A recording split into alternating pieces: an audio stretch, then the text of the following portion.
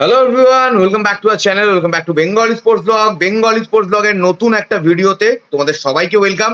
একটু আগে একটা দুর্দান্ত ম্যাচ হয়ে গেল, Mohammedan sporting versus east Bengal.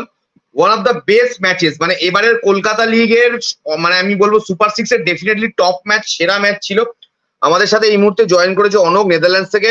এবং আমি একটাই কথা বলবো, যেভাবে ইস্ট বেঙ্গলের টিমটা আজকে প্রথমে 1-0-তে ডাউন, তারপরে 1-1 করলো, তারপরে 2-1-এ ডাউন, তারপরে 2-2 করলো। এবং ম্যাচের একদম যদি আমি 80 মিনিটের পর থেকে বলি, টোটাল ডমিনেন্স, অনেকগুলো চান্সেস ক্রিয়েট করেছে ইস্ট বেঙ্গলের এই টিমটা। এবং এই মুহূর্তে কলকাতা লিগে 15 ম্যাচে 41 পয়েন্ট নিয়ে সবার ওপরে ইস্ট বেঙ্গল। এবং 2 নম্বরে রয়েছে 14 ম্যাচে আই থিঙ্ক 36 পয়েন্ট নিয়ে ডায়মন্ড হারবার এফসি। মানে 5 পয়েন্টের ডিফারেন্স, এক ম্যাচ কম খেলেছে। এই মুহূর্তে ইস্ট বেঙ্গলের নেক্সট দুটো ম্যাচ রয়েছে ডায়মন্ড হারবার এফসি এবং ভবানীপুরের সাথে। এবং দেখো কলকাতা লিগের এই ম্যাচটা নিয়ে নতুন করে কি বলবো, মানে মানে one of the best match. এবং Kolkata derby, definitely Kolkata derby, অনেকে মিনি ডার্বি বলে, বাট আমি মিনি ডার্বি বলি না, আমার কাছেও এটা একটা অন্য ডার্বি, ইস্ট বেঙ্গল মোহনবাগান ছাড়াও। এবং দেখো আজকে দুটো প্লেয়ারের আমি কথা বলবো ইস্ট বেঙ্গলের। মোহামেডান টিমটা নিয়েও ডেফিনেটলি বলবো, মোহামেডান দারুণ খেলেছে, ইস্ট বেঙ্গলও দারুণ খেলেছে। এবং সেই ক্ষেত্রে ভিডিওটা শুরু করার আগে তোমাদের সবাইকে বলবো, যারা যারা চ্যানেলে নতুন, চ্যানেলটাকে সাবস্ক্রাইব করো এবং এই ভিডিওটাতে তোমরা কমেন্ট করে জানিও তোমাদের খেলাটা কিরকম লাগলো, এবং অবশ্যই ভিডিওটা কিন্তু লাইক করে দিও। Coming back to the match, Mohammedan স্কোয়াডটাকে নিয়ে যদি বলি, সত্যি কথা বলতে মোহামেডান এই টিমটাকে, মানে মোহামেডানের রিজার্ভ টিমের খেলাটা কিন্তু আমি খুব একটা দেখিনি। সেই ক্ষেত্রে আজকেই আমি ওদের 90 মিনিটস প্রথম খেলা দেখলাম, আমার বেশ ভালো লাগলো। দেখো যে জায়গাতে মোহামেডান, ডেফিনেটলি মোহামেডান সুপার সিক্সে কোয়ালিফাই করেছে, তাহলেও মোহামেডান তো চ্যাম্পিয়নশিপে নেই। তো সেই জায়গাতে দাঁড়িয়ে আমার কিন্তু মোহামেডানের এই টিমটার খেলা যথেষ্ট ভালো লাগলো। ছেলেগুলো কিন্তু আমাকে যথেষ্ট ইমপ্রেস করলো। তার নাম্বার 9, মোহামেডানের যে নাম্বার 9 গোল করলো, যথেষ্ট ভালো প্লেয়ার, গোলটা ভালো করেছে। তবে দুটো প্লেয়ারের কথা আমি বলবো এই মুহূর্তে ইস্ট বেঙ্গল টিমের। প্রথম প্লেয়ারের নাম আদিত্য পাত্র। ম্যাচের প্রথম থেকেই, ফার্স্ট হাফের প্রথম থেকে আদিত্য কিন্তু আজকে বেশ কয়েকটা ভালো ভালো সেভ করেছে। বেশ ওদের মানে মোহামেডানের যে হেড করেছে, একটা দারুণ সেভ দিয়েছিল ফার্স্ট হাফের শুরুতেই, দারুণ আউটিং করে কিছু বল ক্লিয়ার করেছে। বেশ সেকেন্ড হাফে আমরা দেখেছি 1:1 সিচুয়েশন প্রায় চলে এসেছিল, সেই জায়গাতে কিন্তু আউটিং করে বলটাকে গ্রিপ করে নিয়েছে। মানে আদিত্যকে আমি যত দেখছি, আমি বারবার বলছি, লাস্ট সিজনের আদিত্য এবং এই সিজনের আদিত্য পাত্র, যবে থেকে ওকে এই রিজার্ভ টিমের ক্যাপ্টেন করা হয়েছে, দ্যার ইজ এ ডিফারেন্স। এবং আদিত্য কিন্তু এই সিজনে যথেষ্ট দায়িত্ব নিয়ে গোলকিপিং করছে এবং গোলের তলায় ইস্ট বেঙ্গল টিমকে কিন্তু যথেষ্ট ভরসা দিচ্ছে। এবং আদিত্য সুপার, যা সুপার ছিল আজকে আদিত্য, এবং আমি যথেষ্ট ইমপ্রেস। এবং আরেকজনের কথা তো বলতেই হবে ভাই, আজকের ম্যাচে দুটো গোলই তার পা থেকে এসছে এবং এই মুহূর্তে আই থিঙ্ক 13 গোল কি 14 গোল, আমি যদি খুব ভুল নয় 13টা কি 14টা গোল রয়েছে এই মুহূর্তে কলকাতা লিগে। He is none other than, ভাই ভাই নামটা অনক বলে দাও। অনক, যার যার কথাটা বলছি তুমিই বলো, আমি কি বলবো। মানে সত্যি এইবারে যদি মানে সিনিয়র টিমে চান্স না পায় আমি অবাক হব। আই এম টকিং অ্যাবাউট, কার কথা বলছি অনক বলো। জেসিন ভাই, জেসিন, যে মানে জেসিনটিকে সত্যি বলছি, সেকেন্ড গোলটা আজকে যেভাবে, হ্যাঁ জেসিন হয়তো লাস্টের দিকে হ্যাট্রিকও পেতে পারতো, মানে যেটা রাইট উইং থেকে বলটাকে উপরে মেরে দিল, হয়তো বলটাকে মাইনাস করলে হয়তো ইস্ট বেঙ্গল ম্যাচটা জিতেও মাঠ ছাড়তে পারতো। বাট জেসিনের পারফরমেন্স অসাধারণ। সেকেন্ড গোলের ক্ষেত্রে যেভাবে রান করে জেসিন স্পিডে, যেভাবে ওর ফিজিক্যাল প্রেজেন্সটাকে ইউজ করছে প্রতিটা মুহূর্তে, এবং যেভাবে বাঁদিক থেকে উইং বরাবর উঠে গিয়ে যে বিট করে, মানে মোহামেডানের ডিফেন্ডারকে স্পিডে বিট করে বলটা প্লেস করে দিল গোলের দিকে, অসাধারণ ছিল, যেখানে ম্যাচটা 2-2 হয়ে যায়। এবং আমি একটাই কথা বলবো, জেসিন আমাকে যথেষ্ট ইমপ্রেস করছে। অবশ্যই হীরামন্ডলও ভালো খেলেছে, তন্ময়, এরা তো রোজ ভালো খেলছেই, বাট জেসিনের খেলা কিন্তু আমি মানে সুপার সিক্স এর পর থেকে বলবো, মানে আমাকে আরো ইমপ্রেস করছে। এবং কলকাতা লিগের ডেফিনেটলি ও টপ স্কোরারের, মানে টপ স্কোরার হওয়ার দৌড়ে রয়েছে। এবং আমি আশা করব ওকে আগামী দিনে কার্লোস কুয়াদ্রাত কিন্তু সিনিয়র টিমে ইন্ডিয়ান সুপার লিগ বা যে টুর্নামেন্টে হবে, ডেফিনেটলি জেসিন স্কোয়াডে রয়েছে, আরো চান্স দেবে। এই নিয়ে অনক তোমার কি মনে হয়?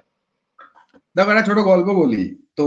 তুমি তো ছবিটা দেখেছো, ছবিটা পরে আমিই পোস্ট করে দেবো। তো ছবিটাতে দেখবে যে আমার আগের যে নেবার ছিল সে বার্সেলোনায় খেলতো, ঠিক আছে। তো আমি তাকে বলেছিলাম, আমি জেসিনের ক্লিপিং দেখি, তাকে বলেছিলাম কুয়াদ্রাতের ছবি দেখি যে একে চেনো, তো ও বলেছিল যে হ্যাঁ আমি কুয়াদ্রাতকে তো চিনি, আমাদের ওখানে মানে জুনিয়র টিমের এ ছিল আর কি। তো যাই হোক, আর তাকে আমি যখন জেসিনের ক্লিপিং দিয়েছিলাম সে বলেছিল যে হ্যাঁ এই প্লেয়ারটা আগে গিয়ে বেশ ভালো খেলবে যদি এরকম কন্টিনিউ করে। তো আমি আগের সিজন থেকে বলছিলাম যে যখন বিষ্ণু সায়ন চান্স পাচ্ছে তখন জেসিনেরও কিন্তু চান্স পাওয়া উচিত।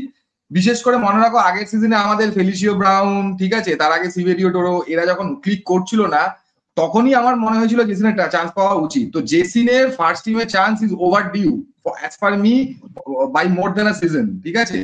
তো সেখানে আমার তো মনে হয় যে ইমিডিয়েট মানে ওকে প্রতি ম্যাচে 15 থেকে 20 মিনিট টাইম ওকে প্রতি ম্যাচে মিনিমাম দেওয়া উচিত, বুঝছো? মিনিমাম 15 থেকে 20 মিনিট টাইম দেওয়া উচিত ওকে প্রতি ম্যাচে।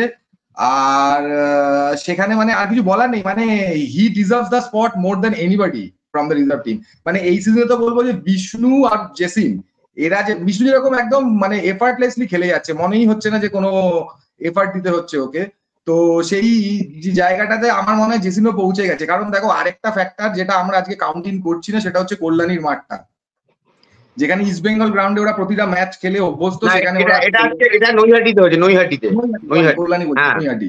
হ্যাঁ, তো যেখানে ওরা প্রতিদিন ইস্ট বেঙ্গল মাঠে খেলে অভ্যস্ত, সেখানে নৈহাটি মাঠের ডাইমেনশন, ফুড, ঘাস, ঠিক আছে, সবকিছু আলাদা। তো সেখানে একটা ইম্প্যাক্ট ছিল, অফকোর্স মোহামেডানের জন্য ছিল, কিন্তু ইস্ট বেঙ্গলে যেটা একটা অ্যাডেড প্রেশার ছিল যে ইস্ট বেঙ্গল কিন্তু সিএফএল এখন জেতার জায়গায় আছে। আর মোহামেডান আজকের ম্যাচের পরে টপ 6 এর 6 নম্বরে, তো ওরা তো জিতবে না, ওরা অনেক ফ্রি খেলতে পেরেছে। আর তাছাড়া মোহামেডান এবার আগের বার সিএফএল জিতেছে, তো সেই জন্য এবার ওরা এই জিনিসটাকে অতটা হয়তো সিরিয়াসলি নেয়নি।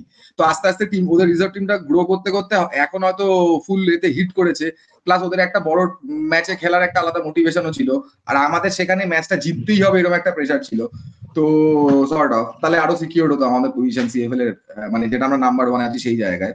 তো এই হচ্ছে ব্যাপার। তো এই ওভারঅল মিলিয়ে হয়তো আজকে ড্রটা মানে ন্যাচারাল একটা ব্যাপার, কিন্তু জিতলে ভালো হতো।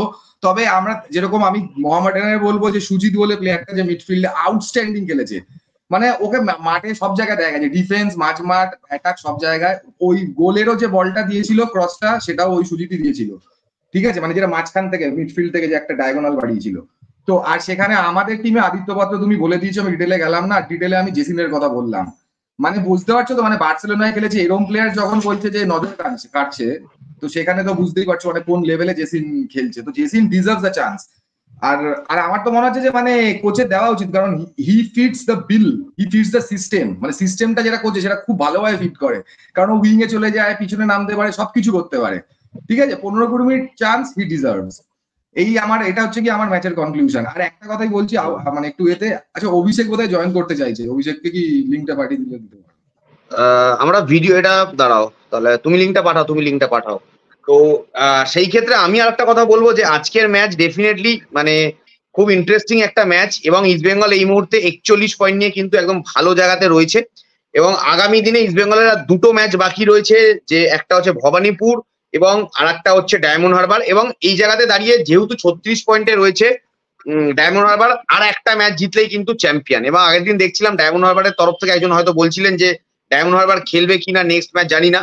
তো ডেফিনেটলি খেললে ভালো লাগবে, না খেলে যদি তারা মানে না খেলে তাহলে তো কিছু করার নেই। ইস্ট বেঙ্গল আগের বারও চ্যাম্পিয়ন হওয়ার মতো খেলেছিল, আগের বার মোহামেডানের কাছে হেরে গেছিল, এবারেও কিন্তু মনে হচ্ছিল হেরে যাবে হয়তো। বাট ডেফিনেটলি মানে কি বলবো, এবারে ম্যাচটা যেভাবে দুবার গোলে ডাউন হয়ে থেকে কামব্যাক করেছে, অসাধারণ এই টিমটা। আশা করছি এই টিমটা থেকে আগামী দিনে বেশ কিছু প্লেয়ার উঠে আসবে এবং বেশ কিছু নতুন প্রতিভা আমরা দেখতে পাবো ইন্ডিয়ান সুপার লিগ, এটা আশা করছি। Thank you so much. এই ভিডিওটা স্ট্রেচ করবো না আমরা, এবং আজকে রাত্রিবেলা কিন্তু আমরা ইস্ট বেঙ্গল নিয়ে একটা স্পেশাল লাইভে আসবো। East Bengal versus Kerala match, definitely east বেঙ্গলের ম্যাচ নিয়ে টোটাল একদম ডিসকাশন হবে। আজকে রাত্রিবেলা 11টা থেকে আমরা লাইভে থাকছি। যারা যারা জয়েন করতে চাও ডেফিনেটলি জয়েন করে যাও, আমি জানি তোমরা সবাই জয়েন করবে। Thank you so much. এখনের মতো ভিডিওটা এখানেই শেষ করলাম, খুব তাড়াতাড়ি দেখা হচ্ছে, মানে রাত 11টা দেখা হচ্ছে তোমাদের সাথে। থ্যাংক ইউ সো মাচ, চলো টাটা, জয় ইস্ট বেঙ্গল। জয় ইস্ট বেঙ্গল।